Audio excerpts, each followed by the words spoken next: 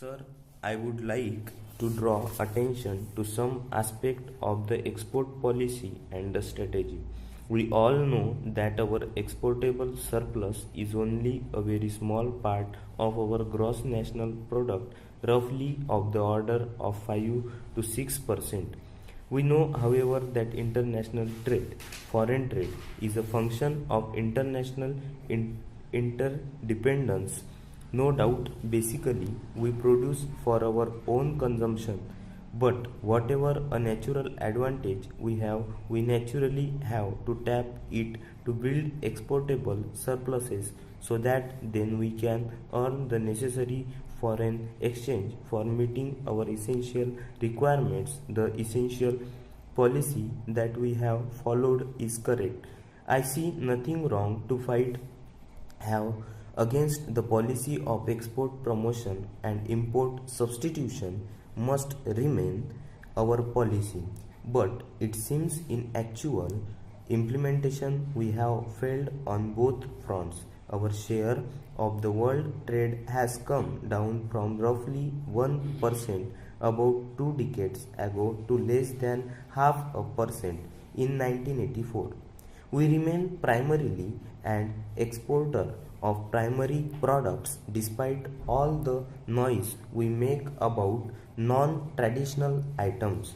Tea, jute, iron ore, rice, spices, cashew nuts are our mainstay, and we have probably the only expectation among the major items textile leather, if you can call it an industrial product.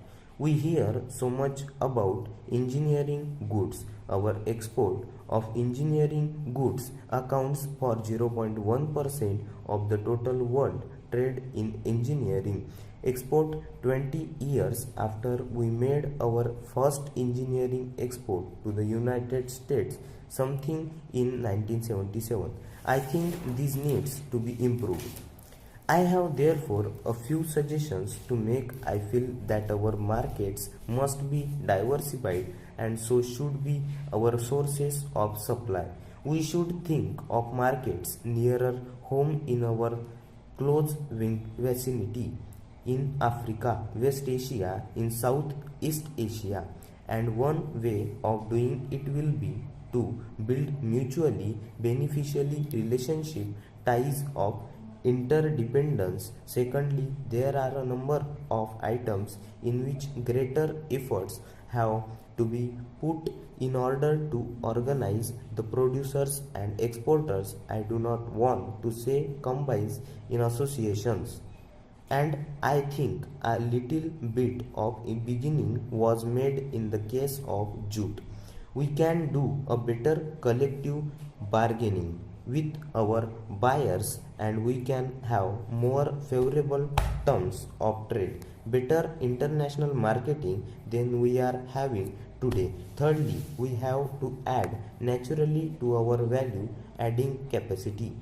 From iron ore we are going to palletization, but why cannot we go to iron and steel after all? For a country of our dimensions and resources, 5 to 6 million tons of steel is peanuts. I just mentioned leather. From leather we have moved on to leather goods to shoes.